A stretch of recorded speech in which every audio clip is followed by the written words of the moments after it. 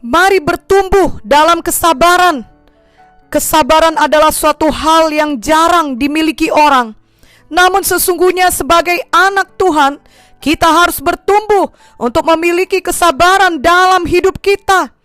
Kita tahu bahwa dalam 1 Korintus 13 ayat 4 dituliskan bahwa kasih itu sabar. Dan kerap kali kesabaran bertumbuh di dalam hidup kita dengan cara melalui banyak tekanan dan masa yang sulit. Dalam Yakobus 5 ayat 10-11 dituliskan, "Saudara-saudara, turutilah teladan penderitaan dan kesabaran para nabi yang telah berbicara demi nama Tuhan. Sesungguhnya kami menyebut mereka berbahagia, yaitu mereka yang telah bertekun. Kamu telah mendengar tentang ketekunan Ayub, dan kamu telah tahu apa yang pada akhirnya disediakan Tuhan baginya, karena Tuhan Maha Penyayang dan penuh belas kasihan." Kesabaran merupakan kualitas yang terlihat dalam diri seseorang yang mau mempertimbangkan semua perkara dengan seksama dan tidak tergesa-gesa menarik kesimpulan atau lekas menghakimi. Jika kita tidak sabar dan kita langsung membuat kesimpulan pada saat semua fakta belum sepenuhnya diperiksa, itu dapat merupakan suatu kebodohan. Amsal 18 ayat 13 berkata, "Jikalau seseorang memberi jawab sebelum mendengar, itulah kebodohan dan kecelaannya." Sebagai anak Tuhan, kita harus sabar seorang terhadap yang lain, khususnya ketika orang lain berbuat kesalahan. Kita juga menyadari bahwa diri kita sendiri tidak luput dari kesalahan. Kolose 3 ayat 13 berkata, "Sabarlah kamu seorang terhadap yang lain, dan ampunilah seorang akan yang lain. Apabila yang seorang menaruh dendam terhadap yang lain, sama seperti Tuhan telah mengampuni kamu, kamu perbuat jugalah demikian." Mari kita mengampuni, karena kita pun telah diampuni Tuhan. Mari kita mau memaafkan orang lain. Amsal 19 ayat 11 menuliskan, "Akal budi membuat seseorang panjang sabar, dan orang itu dipuji karena memaafkan pelanggaran."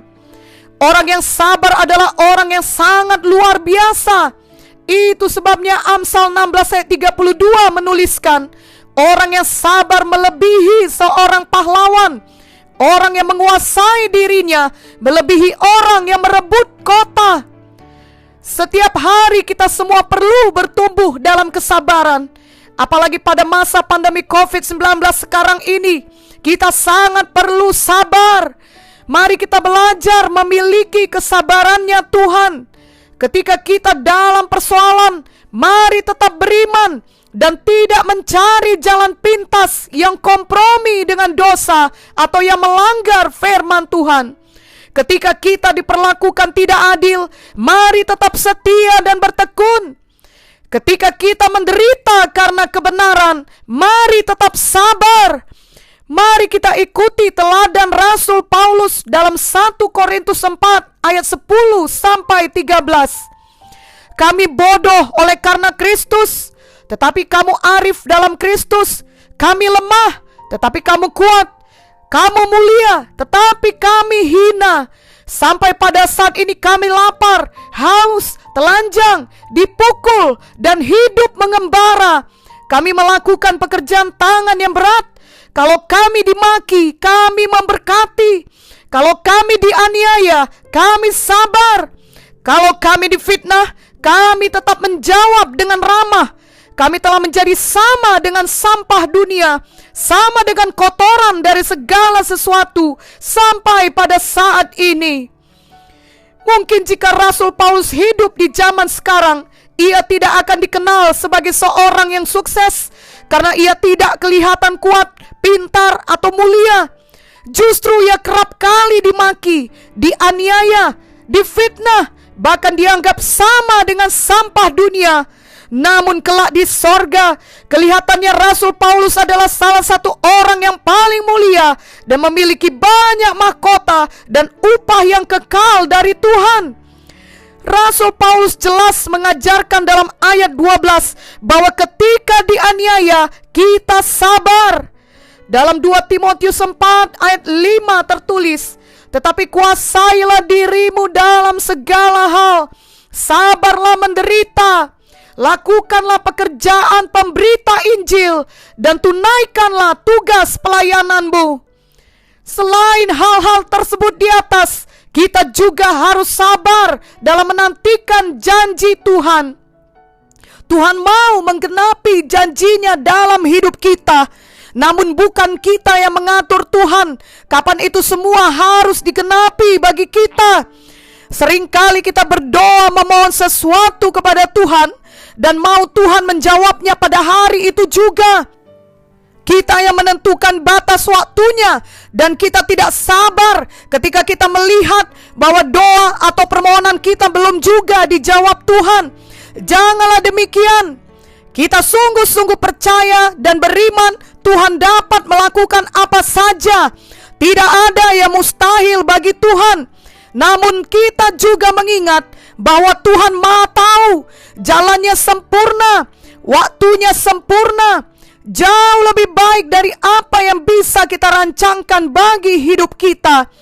Yesaya 55 ayat 8-9 berkata, sebab rancanganku bukanlah rancanganmu, dan jalanmu bukanlah jalanku. Demikianlah firman Tuhan.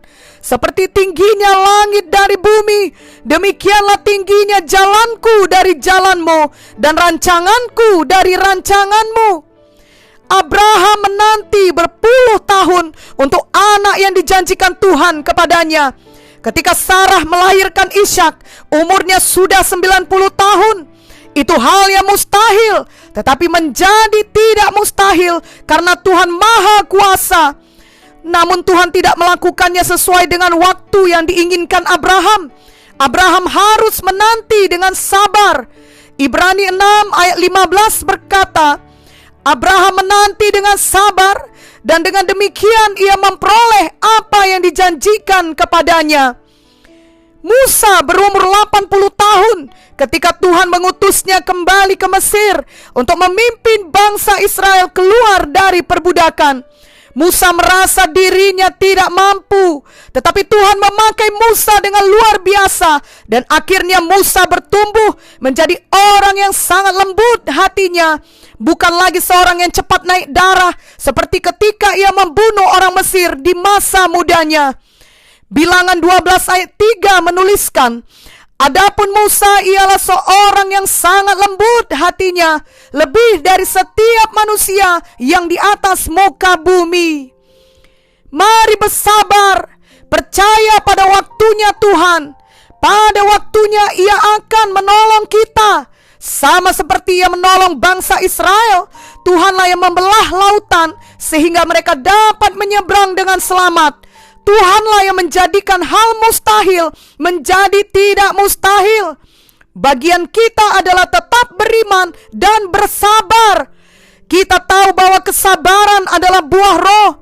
Galatia 5 ayat 22-23 dan 25 menuliskan, tetapi buah roh ialah kasih, sukacita, damai sejahtera, kesabaran, kemurahan, kebaikan, kesetiaan, kelemah lembutan, penguasaan diri. Tidak ada hukum yang menentang hal-hal itu. Jikalau kita hidup oleh roh, baiklah hidup kita juga dipimpin oleh roh. Jadi marilah kita selalu penuh dengan Roh Kudus, dan biarlah kita tetap dipimpin Roh Kudus dan berjalan seturut firman Tuhan. Kita tidak memakai jalan kita sendiri dan mengusahakan semua dengan cara kita. Tuhan akan mengatur setiap detil kehidupan kita. Ia tidak pernah terlambat dalam menolong kita. Amin.